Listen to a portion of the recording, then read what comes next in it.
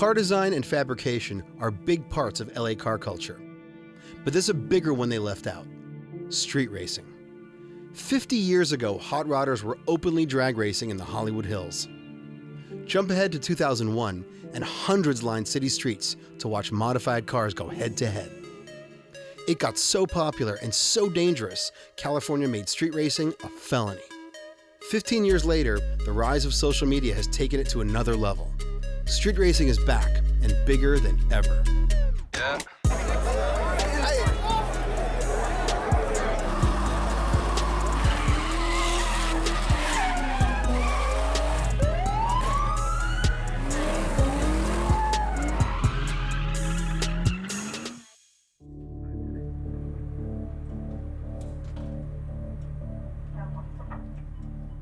So what is street racing? Is there a legal definition for it?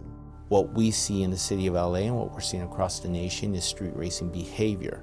So they will go into a certain intersection and then they will take over and start doing donuts, competing against each other to see who does bigger burnouts, and just really terrorizing the community for a brief moment of time. We took a ride with Sergeant Garcia, the head of the task force, to learn more about the problem. What are the different groups? You got the obvious one, which is the 1320 crowds. 1320 refers to the number of feet in a quarter mile. Their only focus in life is drag racing. So they're very clandestine in their movements. They don't advertise them. The guys that need to know. But the sideshows are new. Sideshows are a direct result of the drag racers. You can only race 2 cars at a time, so in the meantime, everybody else is just sitting there waiting. To entertain themselves, they started doing sideshows, which was basically burnout competitions and donuts off to the side, away from the main event. So the sideshows took a life of their own. People block an intersection. Several cars go into the middle and perform burnouts and other stunts, all for notoriety. Every story has 2 sides, so I contacted one of the people behind a popular Instagram account.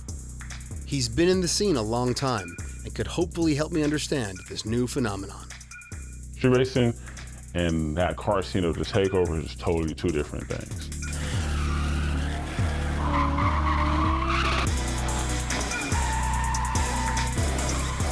Takeover is nothing about racing. Takeover is all about who got the hottest hands. It's easy to go out there and do it on a stock car, but can you do that in boosters? Can you control that? Can you put on a show? That's the difference. The takeover is like a party. Yeah, you come over here at any given time of night and you're gonna find people here drinking, smoking, like fireworks. Why do you think they're doing this? You know there's money changing hands. We do know a lot of it's based on ego, a lot of it's based on machismoism. Get the f out of here! You want to embarrass the other person, so that's cool. You got the style, the points, but when you get to the streets, it's no rules. You could like hit somebody's car and they'll f your whole shit up.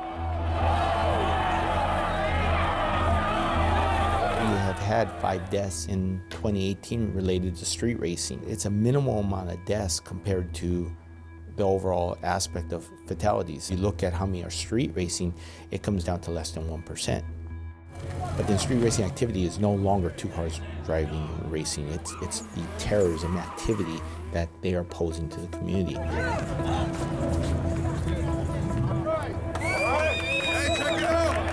It's not as bad as what the news make it seem. Because you can imagine, like the news says about a lot of people, violence, drugs. I mean, out there in the streets, you know there's repercussions that come with it. Hey, the cops are here! Back up! Let it go! Every time somebody's out there, somebody gonna get hit. A car gonna get, somebody gonna get hit. You can guarantee at least 2, 3 gonna go down to take over. But for the most part, all in all, it's a good night.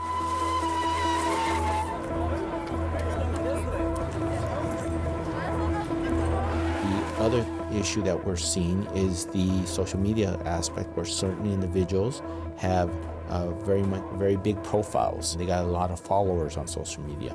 Is there money that social media is giving individuals for advertising on their on their blog because they have 100,000 followers. It all comes down to notoriety, popularity. The more brazen, the more reckless the act, the more attention it's going to get. Just like mainstream media.